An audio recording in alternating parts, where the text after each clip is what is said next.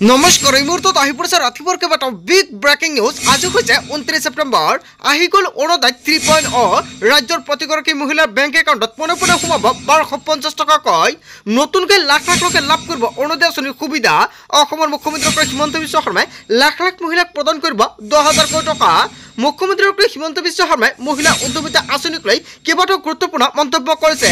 লগতে বাজেটত কেইবাটাও গুৰুত্বপূৰ্ণ মন্তব্য কৰিছে চৰকাৰৰ ফালৰ পৰা। লগতে লাখ লাখ দুখীয়াই লাভ কৰিব প্ৰত্যেক মাহতে 2,500 টকা। যদি আপোনাৰ ৰেচন কাৰ্ড আছে আপোনাৰ বাবে এটা ভাল খবৰ। 1 অক্টোবৰৰ পৰা দেশত সলনি হ'ব কেইবাটাও নতুন নিয়ম। লগতে কেইবাটাও ৰাজনৈতিক খবৰৰ লগতে অৰাজনৈতিক খবৰ যুগুত কৰা হৈছে আজিৰ দিনটোত। গোটেই অসম তথা ভাৰতৰ বিভিন্ন প্ৰান্তৰ পৰা যুগুত হৈছে কেইবাটাও ডাঙৰ খবৰ। এনেবোৰ খবৰ নিতৌ পাই থাকিবলৈ চেনেলটি ছাবস্ক্ৰাইব কৰি ভিডিঅ'টো এটা লাইক কৰিবলৈ নাপাহৰিব। আজিৰ আমাৰ প্ৰথম খুবেই গুৰুত্বপূৰ্ণ খবৰ হৈছে অসমবাসীৰ বাবে এটা ডাঙৰ খবৰ। আহি গ'ল অৰুণোদয় 3.0।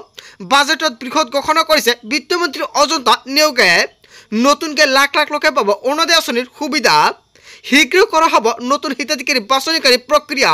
হয় বন্ধু বান্ধৱীসকল, অসমৰ মুখ্যমন্ত্ৰী হিমন্ত বিশ্ব শৰ্মা চৰকাৰে অৰুণোদয় আঁচনিক লৈ বৃহৎ মন্তব্য কৰিছে আৰু এই বছৰত 37.2 লাখ লৈ বৃদ্ধি হ'ব হিতাধিকাৰীৰ সংখ্যা।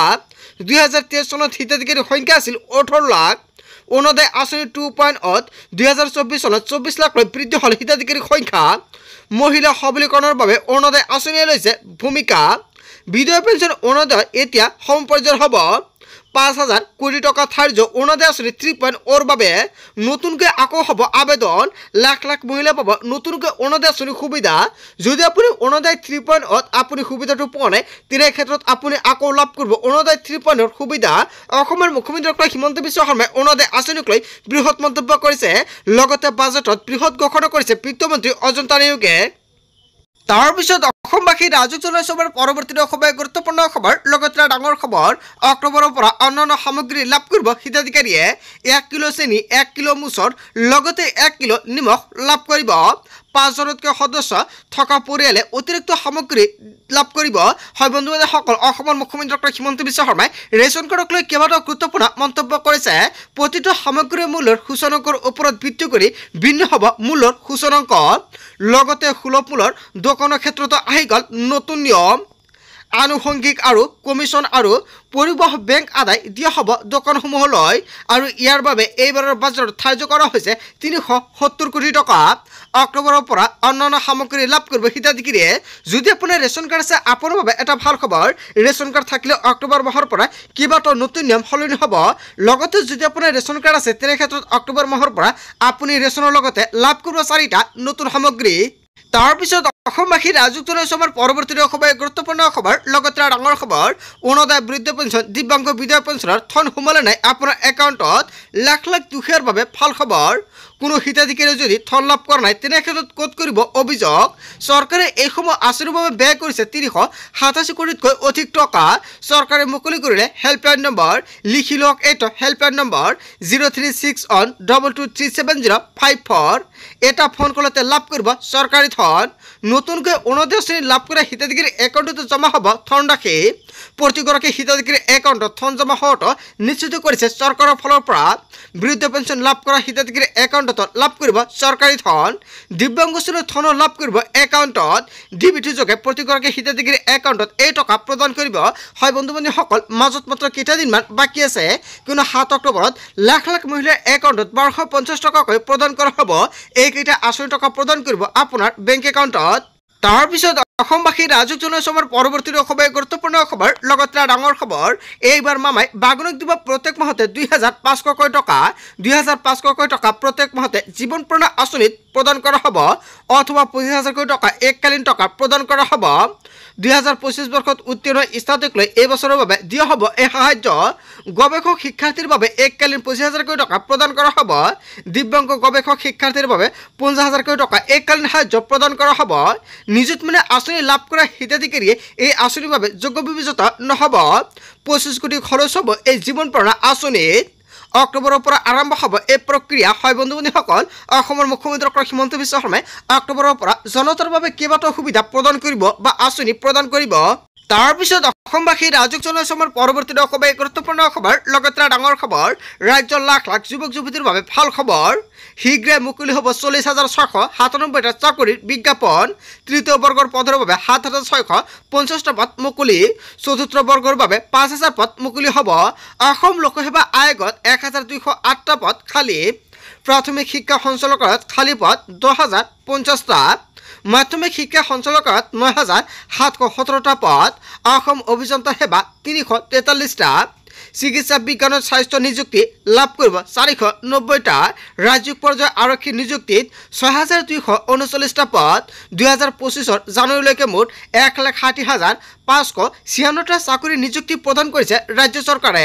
ৰাজ্যৰ লাখ লাখ যুৱক যুৱতীৰ বাবে ভাল খবৰ দিলে অসমৰ মুখ্যমন্ত্ৰী ডক্টৰ হিমন্ত বিশ্ব শৰ্মাই। তাৰ পিছত অসমবাসী ৰাজুক জনসমৰ পৰৱৰ্তী খবৰ গুৰুত্বপূৰ্ণ খবৰ। লগতে ডাঙৰ খবৰ, BTCত নিৰ্মাণ কৰা হ'ব জুবেন গাৰ্গৰ সুউচ্চ প্ৰতিমূৰ্তি। জীৱন গাৰ্গৰ নামত স্থাপন কৰা হ'ব আটকধুনীয়া পাৰ্ক। হয় বন্ধু-বান্ধৱীসকল, কেইবাটাও ডাঙৰ খবৰ আহি পৰিছে। শপত গ্ৰহণৰ পূৰ্বে ঘোষণা কৰিছে BPF প্ৰধান হাগ্ৰামা মহিলাৰীৰ। জুবেন গাৰ্গৰ কাহিলেপাৰা স্থিতি ঘৰত উপস্থিত হৈ ডাঙৰ ঘোষণা কৰিছে হাগ্ৰামা মহিলাৰীয়ে। জুবেন গাৰ্গ আমাৰ মাজত সদায় থাকিব। জুবেন গাৰ্গৰ স্মৃতি চিৰযুগীয়া কৰি ৰখাৰ সিদ্ধান্ত গ্ৰহণ কৰিছে হাগ্ৰামা মহিলাৰীয়ে। BTC নিৰ্মাণ কৰা হ'ব জুবেন গাৰ্গৰ সুউচ্চ প্ৰতিমূৰ্তি। তাৰ পিছত অসমবাসী ৰাজুক জনসমৰ পৰৱৰ্তী খবৰ গুৰুত্বপূৰ্ণ খবৰ। লগতে ডাঙৰ খবৰ, 3 অক্টোবৰত চৰকাৰ গঠন কৰিব হাগ্ৰামা মহিলাৰীয়ে। ৰাজ্যপালৰ অনুমতিৰ পাছতে চৰকাৰ গঠনৰ দিশে BPF। 28খন আসন দখলেৰে শক্তি প্ৰদৰ্শন কৰিছে BPFে। অহা 3 অক্টোবৰত ৰাজ্যপালৰ উপস্থিতিত গঠন হ'ব চৰকাৰ। হাগ্ৰামাৰ নেতৃত্বত BTCত পুনৰ BPFে গঠন কৰিব চৰকাৰ। 3 অক্টোবৰত চৰকাৰ গঠন কৰিব হাগ্ৰামা মহিলাৰীয়ে।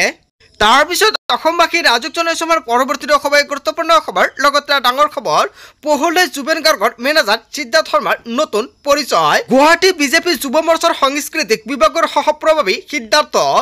কিন্তু এই পৰ্যন্ত যুৱ মৰ্চাই নিলম্বন কৰা নাই সিদ্ধাৰ্থক। জুবেন গাৰ্গৰ মৃত্যুৰ অন্যতম অভিযুক্ত সিদ্ধাৰ্থ শৰ্মাই। পহলে জুবেন গাৰ্গৰ মেনেজাৰ সিদ্ধাৰ্থ শৰ্মাৰ নতুন পৰিচয়। হয় বন্ধু-বান্ধৱীসকল, সিদ্ধাৰ্থ শৰ্মাৰ আন এটা পৰিচয় আহি পৰিছে আৰু ইয়াক লৈ ৰাজ্যজুৰি ডাঙৰ প্ৰতিক্ৰিয়াৰ সৃষ্টি হৈছে। এতিয়ালৈকে বিজয়ৰ পৰা কিয় তাক বাহিৰ কৰি দিয়া হোৱা নাই বুলি মন্তব্য কৰিছে জনতাই। ইয়াক লৈ জনতাই ক্ষোভ প্ৰকাশ কৰিছে। ইয়াৰ বিষয়ে যদি আপোনালোকৰ কিবা মন্তব্য কৰিব লগা থাকে, আপোনালোকৰ মন্তব্যটো নিশ্চয় কমেণ্ট কৰি জনাই দিব। লগতে আজিৰ ভিডিঅ'টো সকলোৱে বেছিকৈ শ্বেয়াৰ কৰি দিব। তাৰ পিছত অসমবাসী ৰাজুক জনসমৰ পৰৱৰ্তী খবৰ গুৰুত্বপূৰ্ণ খবৰ। লগতে ডাঙৰ খবৰ, মোদীৰ মন কী বাতত স্থান পালে হাৰ্থৰূপ জুবেন গাৰ্গৰ প্ৰসংগ। প্ৰধানমন্ত্ৰীয়ে উল্লেখ কৰিলে জুবেন গাৰ্গৰ জীৱন বৃত্তান্তৰ কথা। জুবেন গাৰ্গ আমাৰ মাজত সদায় জীয়াই থাকিব। ভৱিষ্যত প্ৰজন্মক মন্ত্ৰমুগ্ধ কৰি ৰাখিব জুবেন গাৰ্গে। জুবেন গাৰ্গ সদায় উজ্জ্বল নক্ষত্ৰ হৈ ৰ'ব। জনতাৰ হৃদয়ত জুবেন গাৰ্গ সদায় প্ৰিয় হৈ ৰ'ব। প্ৰধানমন্ত্ৰীয়ে জুবেনলৈ জ্ঞাপন কৰিলে সশ্ৰদ্ধা প্ৰণিপাত। মোদীৰ মন কী বাতত স্থান পালে হাৰ্থৰূপ জুবেন গাৰ্গৰ প্ৰসংগ। তাৰ পিছত অসমবাসী ৰাজুক জনসমৰ পৰৱৰ্তী খবৰ গুৰুত্বপূৰ্ণ খবৰ। লগতে ডাঙৰ খবৰ, দ্বিতীয় দিনৰ বাবে CIDৰ কাৰ্যালয়ত হাজিৰ হ'ল নিশিতা, লগতে শেখৰ আৰু অমৃত। শীঘ্ৰে দোষী কৰায়ত্ব হোৱাটো বিচাৰিলে নিশিতাই। জুবেন গাৰ্গে ন্যায় পোৱাৰ কামনা কৰিলে CIDৰ অফিচৰ সন্মুখত। শেখৰজ্যোতি গোস্বামী উপস্থিত হৈ এই ঘটনাৰ সম্পূৰ্ণ সহযোগিতা আগবঢ়াব। অমৃত প্ৰভাই সাংবাদিকৰ আগত মুখ নুখুলিব সোমাই গ'ল CIDৰ কাৰ্যালয়ত। দ্বিতীয় দিনৰ বাবে CIDৰ কাৰ্যালয়ত হাজিৰ হ'ল নিশিতা, শেখৰ আৰু অমৃত প্ৰভা। তাৰ পিছত অসমবাসী ৰাজুক জনসমৰ পৰৱৰ্তী খবৰ গুৰুত্বপূৰ্ণ খবৰ। লগতে ডাঙৰ খবৰ, জুবেন দাই ন্যায় পোৱাটো মোৰ আত্মাই বিচাৰে। গৰিমা বৌয়ে FIR দিয়াত মই সুখী। শেখৰজ্যোতি গোস্বামীয়ে ডাঙৰ মন্তব্য কৰিছে। এটা বিগ আপডেট আহি পৰিছে। জুবেন দাই ন্যায় পোৱাটো মোৰ আত্মাই বিচাৰে। গৰিমা বৌয়ে FIR দিয়াত মই সুখী হৈছোঁ বুলি মন্তব্য কৰিছে শেখৰজ্যোতি গোস্বামীয়ে। দ্বিতীয় দিনৰ জেৰাৰ বাবে CIDৰ কাৰ্যালয়ত উপস্থিত হৈ শেখৰজ্যোতি গোস্বামীয়ে কেইবাটাও ডাঙৰ মন্তব্য কৰিছে। জুবেন গাৰ্গ মোৰো দাদা আছিল। মোক যেতিয়াই মাতে তেতিয়াই আহিম, সহযোগিতা কৰিম বুলি মন্তব্য কৰিছে শেখৰজ্যোতি গোস্বামীয়ে। তদন্তৰ খাতিৰত কিছু কথা ৰাজহুৱা কৰিব নোৱাৰোঁ। জুবেন দাই ন্যায় পোৱাটো মোৰ আত্মাই বিচাৰে। গৰিমা বৌয়ে FIRত দিয়াত মই সুখী হৈছোঁ বুলি মন্তব্য কৰিছে শেখৰজ্যোতি গোস্বামীয়ে। তাৰপিছত অসমবাসী ৰাজুক জনসমৰ পৰৱৰ্তী খবৰ গুৰুত্বপূৰ্ণ খবৰ। লগতে ডাঙৰ খবৰ, দুৰ্গা পূজাক লৈ আহি গৈছে কেইবাটাও জাননী। ৰাজপথত বাহন উলিওৱাৰ পূৰ্বে আপুনি সাৱধান হওক, কিয়নো অন্যথা পৰিব ভয়ংকৰ বিপদৰ সন্মুখীনত। সুৰাপায়ী চালক, হেলমেট পৰিধান নকৰা চালকৰ বিৰুদ্ধে আৰক্ষীৰ অভিযান। যিকোনো মুহূৰ্তত জব্দ হ'ব পাৰে আপোনাৰ বাহন।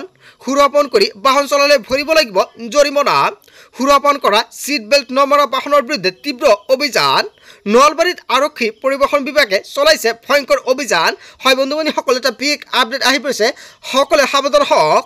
তাৰপিছত অসমবাসী ৰাজক জনাইছে আমাৰ পৰৱৰ্তী খবৰ, গুৰুত্বপূৰ্ণ খবৰ, লগতে ডাঙৰ খবৰ। জুবেন গাৰ্গৰ মৰণোত্তৰ প্ৰতিবেদনত কি তথ্য আছে, কিদৰে চাব পাৰিব সকলো তথ্য। হয় বন্ধু বান্ধৱীসকল, অৱশেষত অসমৰ মুখ্যমন্ত্ৰী ডক্টৰ হিমন্ত বিশ্ব শৰ্মাই জুবেন গাৰ্গৰ মৰণোত্তৰক লৈ কেইবাটাও গুৰুত্বপূৰ্ণ মন্তব্য কৰিছে। মুখ্যমন্ত্ৰীয়ে কৰিলে ডাঙৰ ঘোষণা, প্ৰতিবেদনত ৰাজহুৱা কৰা নহয় বুলি মন্তব্য কৰিছে। এয়া এটা আইনী প্ৰক্ৰিয়া। প্ৰতিবেদন প্ৰথমতে আৰক্ষীয়ে পাব আৰু তাৰ পিছতে আদালতত জমা দিব। কোনোৱে চাব বিচাৰিলে আদালতৰ পৰা চাব পাৰিব। যদি চাব বিচাৰে তেন্তে মই চোৱাৰ ব্যৱস্থা কৰি দিম বুলি মন্তব্য কৰিছে মুখ্যমন্ত্ৰীগৰাকী। আৰক্ষীৰ তদন্ত প্ৰক্ৰিয়াত মই বেছি সোমোৱা নাই। জুবেন গাৰ্গৰ মৰণোত্তৰ প্ৰতিবেদনত কি তথ্য আছে নিশ্চয় সম্পূৰ্ণকৈ জানিব পাৰিব। তাৰপিছত অসমবাসী ৰাজক জনাইছে আমাৰ পৰৱৰ্তী খবৰ, গুৰুত্বপূৰ্ণ খবৰ, লগতে ডাঙৰ খবৰ। মাজত মাত্ৰ 6টা দিন বাকী আছে। শ্যাম কানু সিদ্ধাৰ্থৰ এইবাৰ ৰক্ষা নাই। শ্যাম কানু মহন্তক শেষ শুকনি মুখ্যমন্ত্ৰী ডক্টৰ হিমন্ত বিশ্ব শৰ্মাৰ। আপোনালোকে ধৈৰ্যৰ পৰীক্ষা নল'ব, 6 অক্টোবৰৰ ভিতৰত হাজিৰ হ'বই লাগিব। ফেচবুক লাইভ কৰি পত্ৰ লিখি জনতাৰ আইনৰ পৰা হাৰি যাব নোৱাৰিব বুলি মন্তব্য কৰিছে। জনতাৰ খবৰ সৈতে খেলা নকৰিব। জুবেনৰ কাণ্ডৰ লগত জড়িত ব্যক্তিৰ আইনৰ সন্মুখলৈ অনাৰ দায়িত্ব মোৰ আৰু সেই দায়িত্ব মই পালন কৰিম। অগ্ৰিম জামিন লোৱাৰ চেষ্টা নকৰিব। এই প্ৰচেষ্টা সঠিক নহয়, কাৰণ জুবেন এগৰাকী জাতীয় সম্পদ। জুবেনৰ লগত সংঘটিত ঘটনা তন্নতন্নকৈ ৰাইজৰ সন্মুখত অনা হ'ব। শ্যাম কানুন আৰু সিদ্ধাৰ্থৰ বিৰুদ্ধে জাৰি কৰা হৈছে লুকআউট নটিচ। বিদেশলৈ পলাই যাব নোৱাৰে শ্যাম কানুন আৰু সিদ্ধাৰ্থই। অৱশেষত শ্যাম কানুনৰ একাউণ্ট লগতে ক্ৰেডিট কাৰ্ড ফ্ৰিজ কৰি দিয়া হৈছে। 6 অক্টোবৰৰ ভিতৰত নাহিলে য'তেই নাথাকক কিয় লৈ আহিব অসম আৰক্ষী ধৰি বুলি মন্তব্য কৰিছে মুখ্যমন্ত্ৰী ডক্টৰ হিমন্ত বিশ্ব শৰ্মাই। হয় বন্ধু বান্ধৱীসকল, গোটেই অসম তথা ভাৰতৰ বিভিন্ন প্ৰান্তৰ পৰা যুগুত হৈছে কেইবাটাও ডাঙৰ খবৰ। এনেবোৰ খবৰ নিতৌ পাই থাকিবলৈ চেনেলটি ছাবস্ক্ৰাইব কৰি ভিডিঅ'টো এটা লাইক কৰিবলৈ নাপাহৰিব। চ' থেংক ইউ ফৰ ৱাচিং ফুল ভিডিঅ'।